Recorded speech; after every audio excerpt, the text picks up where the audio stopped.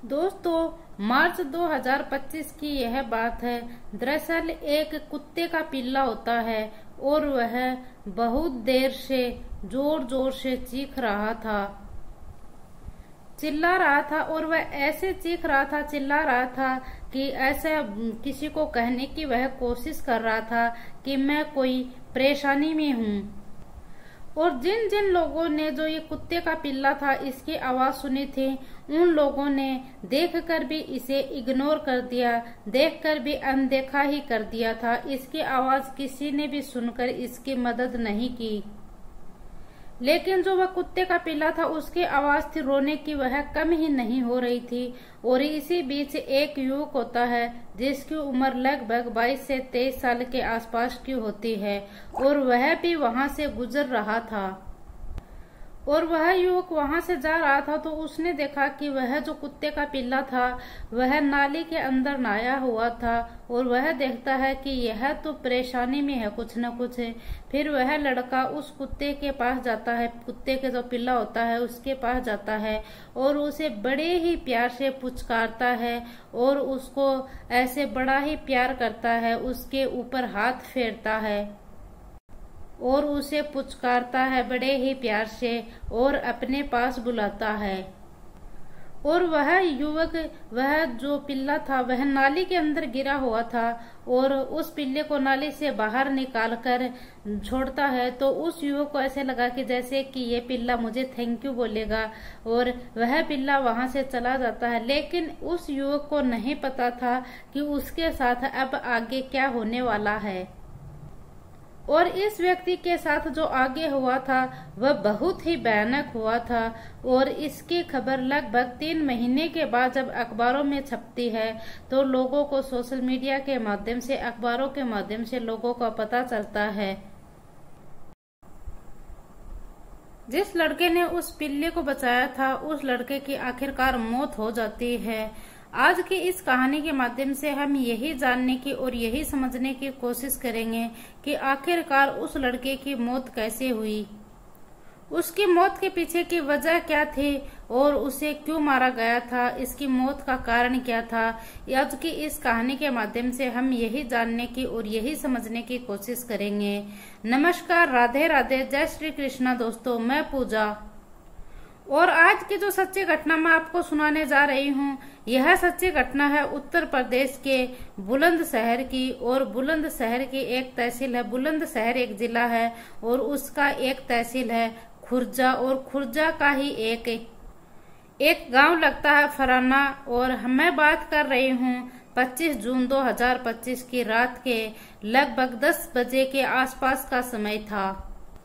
और इसी गांव का एक लड़का होता है जो ब्रजेश सोलंकी होता है, और जो अपने ही बड़ा भाई होता है, जिसको अपना बड़ा भाई मानता है, अपना दोस्त मानता है, वह उसे अपना सब कुछ मानता है, जिसका नाम होता है अभिषेक सिंह। और अभिषेक सिंह को वह फोन लगाता है और अभिषेक सिंह को फोन लगाने के बाद, और जब ये अपने जो दोस्त और भाई होता है उसको फोन करता है अभिषेक को, तो उसे कहता है कि मेरे जो हाथ है उसमें कुछ अजीब सा तकलीफ हो रही है। और यह सुनकर जो अभिषेक है, दरअसल यह यू बुम्बा की एक टीम होती है जिसमें प्रो कबड्डी की टीम में लीगल यह खेलता है, और नाम इसका अभिषेक सिंह होता है। और अभिषेक जैसे ही यह बात सुनता है तो और फिर जो ये अभिषेक है ये कहता है कि तुमने कहीं खेला होगा, जो ये ब्रजेश सोलंकी है यह भी कबड्डी का खिलाड़ी होता है।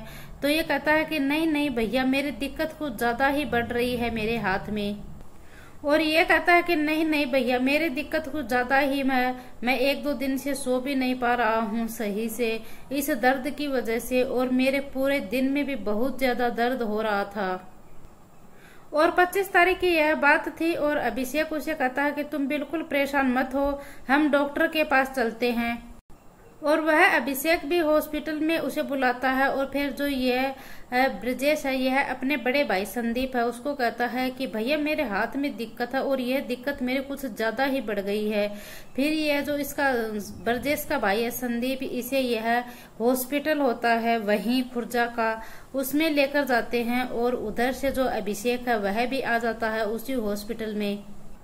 और उस हॉस्पिटल में ले जाने के बाद उस हॉस्पिटल का डॉक्टर है वह बोलता है कि शायद इसके जो हाथ की नस है वह हाथ की नस दब गई है और इसी वजह से इसका जो हाथ है वह सुन्न आ रहा है।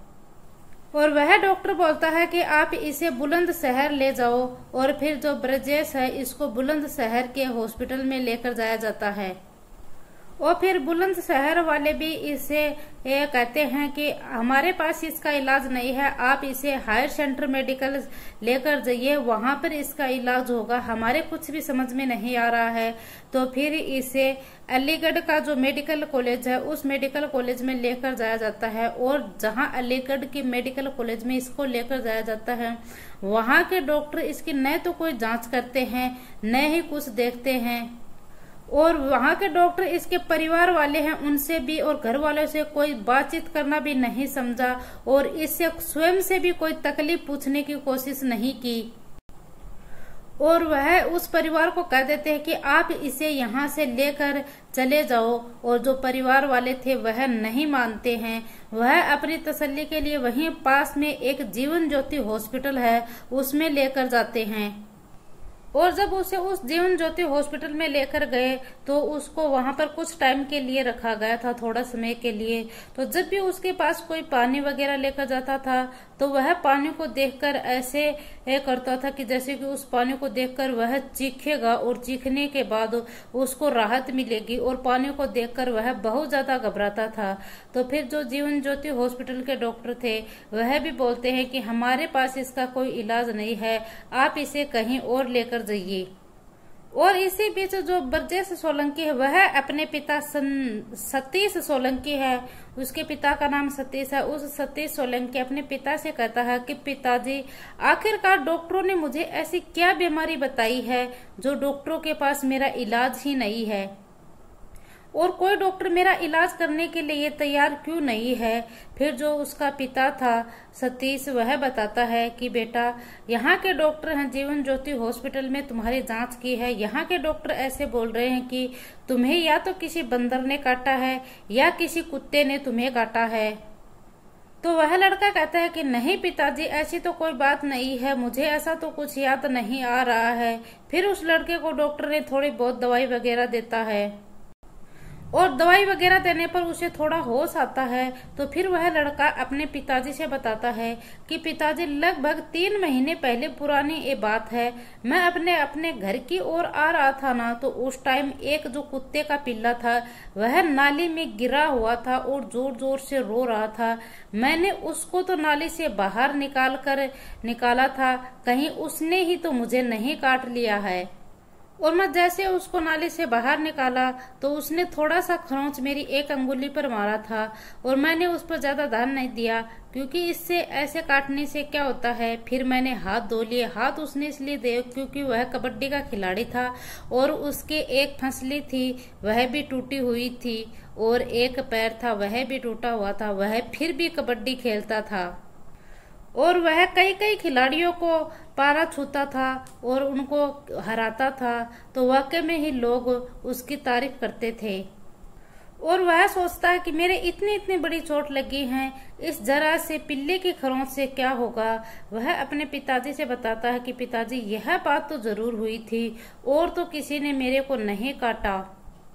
फिर जो उसका पिता है वह कहता है कि बेटा तुम बिल्कुल भी चिंता ना करो, हम तुम्हें किसी बड़े हॉस्पिटल में लेकर जाएंगे। फिर अलीगढ़ से इसे सीधा नोएडा होता है, नोएडा के एक बड़े हॉस्पिटल में लेकर जाया जाता है।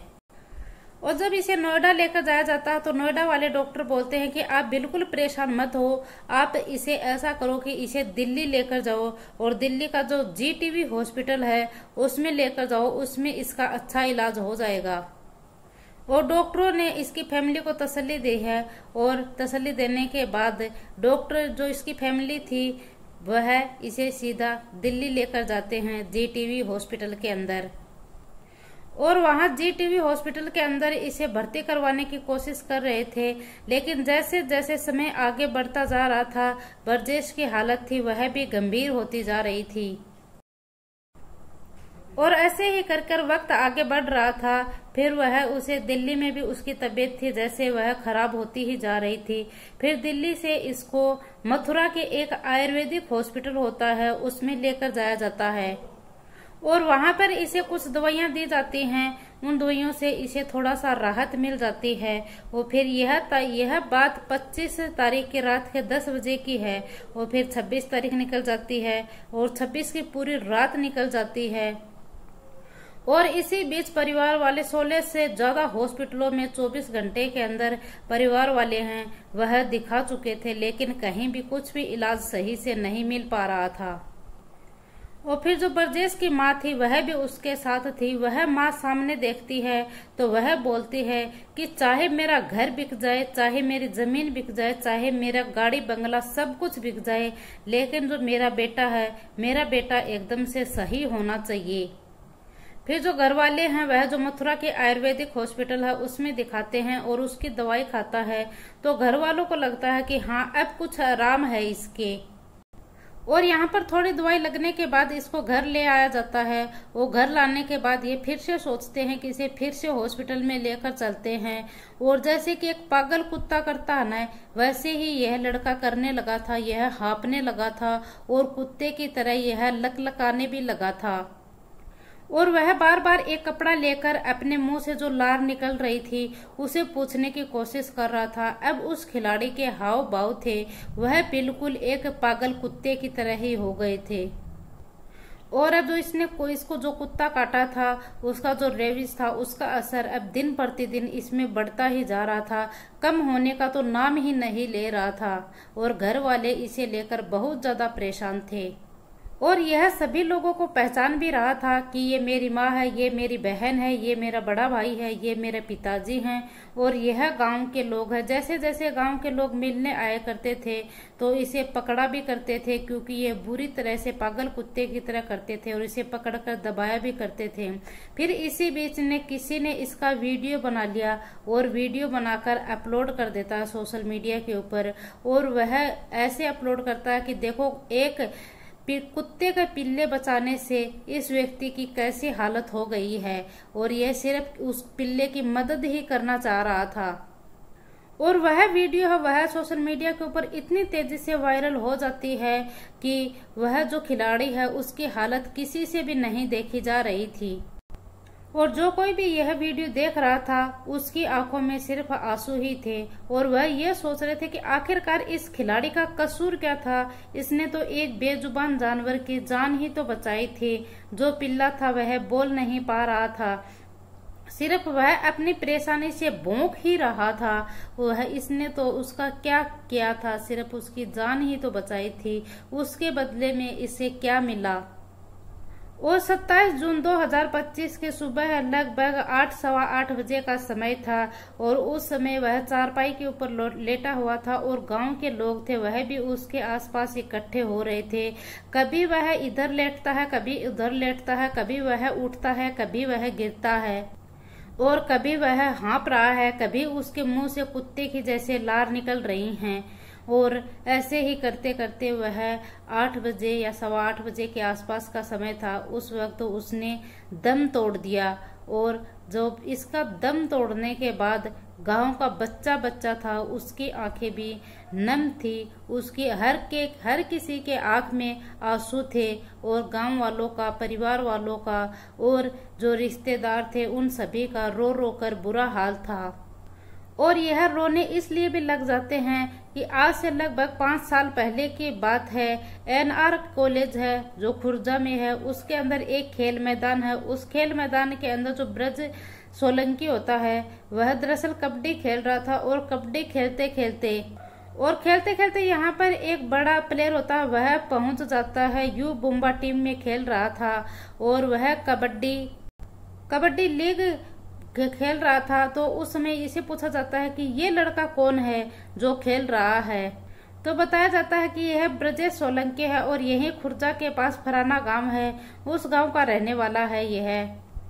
और फिर जो अभिषेक सिंह है वह इसे देखकर इतना मोहित होते हैं, इतना खुश होते हैं कि वह कहता है कि यार तुम तो बहुत अच्छे खेल लेते हो, तुम तो बहुत ही अच्छे खिलाड़ी हो। और वह कहता कि अगर तुमने थोड़ी सी और मेहनत की तो तुम जो देश की टीम है उसमें शामिल हो सकते हो, जिसमें तुम्हारे गांव का, हमारे जिले का भी नाम होगा। और जैसे ही अभिषेक सिंह ने जो ब्रिजेश सिंह है उसको यह बात कही तो वह ब्रिजेश है वह अभिषेक को बड़े भाई के रूप में देखने लग जाता है और उसे वह अपना बड़ा भाई, दोस्त सब कुछ मानने लग जाता है। और फिर अभिषेक ने ब्रजेश को नोएडा में अपनी टीम में प्रैक्टिस करवाना शुरू कर दिया और जहां गांव में आसपास में कहीं भी जो कबड्डी की टीम जाती थी उसके साथ जाने लगा। और बताया जाता है कि बुलंदशहर, अलीगढ़, हाथरस, हपुटा और नोएडा और एटा की कई जगह की ऐसी टीम थी वह खेला करती थी, तो उसमें जो ब्रज सिंह सोलंकी है यह भी खेलने जाया करता था। और ये टीम जहां जहां खेलने जाती थी वहां कभी कभी ऐसा इनाम रखा जाता था कि जो कोई जीतेगा उसे मोटरसाइकिल इनाम में दी जाएगी। तो आपको यकीन नहीं होगा कि जो ये ब्रज सिंह सोलंकी है इसने ऐसे खेल खेल कर 4 मोटरसाइकिल थी वह इसने जीत ली थी। और जिसने ये 4 मोटरसाइकिल जीती थी उसमें से ये सिर्फ 1 मोटरसाइकिल अपने पास रखता है और बाकी की जो 3 मोटरसाइकिल थी यह जो अपनी टीम में जो बेहतरीन खिलाड़ी होता था उसे यह गिफ्ट कर देता है और कहता है कि अगर मैं ऐसे ही खेलता रहूंगा तो मैं पता नहीं कितने गिफ्ट जीत लूंगा और इस पर तुम्हारा हक है, तुम इसे रख लो। और ऐसे ही मैच होता था तो वह जीतता था और वह कहता था कि मैं ऐसे मैच जीतूंगा तो मैं अपनी पूरी टीम को गिफ्ट दूंगा। और ऐसे ही वह फरवरी 2025 में राज्य स्तरीय उत्तर प्रदेश में जो कबड्डी प्रतियोगिता हुई थी वो पूरे उत्तर प्रदेश में इस ब्रज सिंह की वजह से वह टीम फर्स्ट रैंक के ऊपर रही थी और उसने गोल्ड मेडल हासिल किया था। ये एक अकेला गोल्ड मेडल नहीं था, अगर आज भी आप उसके घर पर जाकर देखो, उसके कमरे में जाकर देखें तो उसका कमरा पूरी तरह से शील्ड से और प्रमाण पत्रों से भरा हुआ है। ऐसी कोई जगह नहीं जहां पर प्रमाण पत्र नहीं रहे, ऐसी कोई जगह नहीं जहां पर शील्ड नहीं हो और ऐसी कोई जगह नहीं वहां पर गिफ्ट ना रखा हो। गांव का हर बच्चा उसे ब्रजेश सोलंकी कहकर ही बुलाया करता था और ब्रजेश सोलंकी के साथ साथ इसे सबसे ज्यादा तो ब्रजेश फराना के नाम से बुलाया करते थे, क्योंकि जो हमारा जो फराना गांव है वह ब्रजेश फराना के नाम से ही प्रसिद्ध है। और ऐसे ही अक्टूबर नवंबर की बात करें तो उसमें नोएडा में भी एक कबड्डी का खेल हो रहा था और उसमें नेत्र सोलंकी की नजर भी इसके ऊपर पड़ जाती है। जब नेत्रपाल सोलंकी की नजर इसके ऊपर पड़ती है तो वह उत्तर प्रदेश में अब कबड्डी लीग की उस टीम के ऊपर भी वह ब्रज स्टार टीम का नाम ही रखा जाता है। और आगे आने वाले समय में बताया जाता है कि जो उत्तर प्रदेश की यह कबड्डी टीम थी, यह जो उत्तर प्रदेश के कबड्डी सोनी टेलीविजन के ऊपर प्रसारित की जाती और वह इतना शानदार खेलता था कि उसने अपने दोस्तों से, अपने परिवार से और अपने गांव का नाम भी रोशन किया था। और इसने अपने दोस्तों, अपने परिवार और अपने रिश्तेदारों सभी से वादा कर दिया था कि देखना, मैं 2026 में जो सोनी टीवी के ऊपर पूरे देश की कबड्डी टीम का जो मैच होगा उसमें मैं शामिल होऊंगा और मेरा सिलेक्शन होगा उसमें और मैं भी टीवी के ऊपर आऊंगा और जो मेरा गांव है फराना, मैं अपने गांव का नाम रोशन जरूर करूंगा। और उसको नहीं पता था कि मार्च के महीने में वह एक कुत्ते के पिल्ले को बचाने के चक्कर में उसकी अंगुली के ऊपर एक थोड़ी सी खरोंच हो जाती है और उसी खरोंच की वजह से जो उसकी मौत है वह हो जाती है। और जब इस कुत्ते ने इसको थोड़ी सी खरोंच मारी थी तो इसको ऐसा लगा कि जो मेरे फसली है वह टूट गई और मेरा पैर है वह टूट गया, उससे भी मेरे कुछ नहीं हुआ, तो इस थोड़े से कुत्ते के काटने की वजह से क्या होगा। अगर उसने 24 घंटे के अंदर जो रेबीज का टीका था वह लगवा लिया होता तो इसके लिए बेहतर होता। और समय ज्यादा निकलने के बाद जो रेबीज का असर था वह बहुत ज्यादा होने लग जाता है और उसे ऐसा हो रहा है कि जैसे कि कोई पागल कुत्ते की तरह वह कर रहा था और यह भी एक पागल कुत्ते की तरह करने लग जाता है। वो इसका पिता है वह सतीश सोलंकी, वह एक किसान है और इसकी माता है गीता सोलंकी, वह गृहिणी है। और यह 3 भाई हैं, यह तीनों भाई में सबसे छोटा है। इसका बड़ा भाई है संदीप जो ड्राइवरिंग में काम करता है और इसका एक भाई शिवम है, वह भी कबड्डी का खिलाड़ी है। और ब्रजेश सोलंकी जो अब इस दुनिया में नहीं रहा है। और साथ ही जो एक इसकी बहन है उसकी शादी हो चुकी है। और जहां जहां तक यह खबर जाती है वहां वहां तक लोग बहुत दुखी हैं, क्योंकि एक कबड्डी का खिलाड़ी था, उसकी इतनी तबीयत ज्यादा खराब होकर एक कुत्ते के पिल्ले की वजह से उसकी जान है वह चली गई है। और थोड़ी सी उसकी लापरवाही की वजह से उसने अनदेखी कर दी। यह बात उसकी वजह से ही जो रेबिस था उसका असर ज्यादा बढ़ गया और उसकी वजह से इसकी मौत हो गई। दोस्तों, इस पूरी घटनाक्रम को सुनाने का उद्देश्य किसी को दिल को ठेस पहुंचाना नहीं है, किसी को परेशान करना नहीं है और किसी को आहत करना भी नहीं है, बल्कि आपको जागरूक करना है, सचेत करना है। और ऐसी गलती कभी भी मत करना। कहीं कोई दिक्कत हो तो प्लीज डॉक्टर से जरूर सलाह लें और आप अनदेखी न करें, जिससे कि आपको आगे आने से बहुत ज्यादा दिक्कतों का परेशानी झेलनी पड़े। जय हिंद, जय भारत।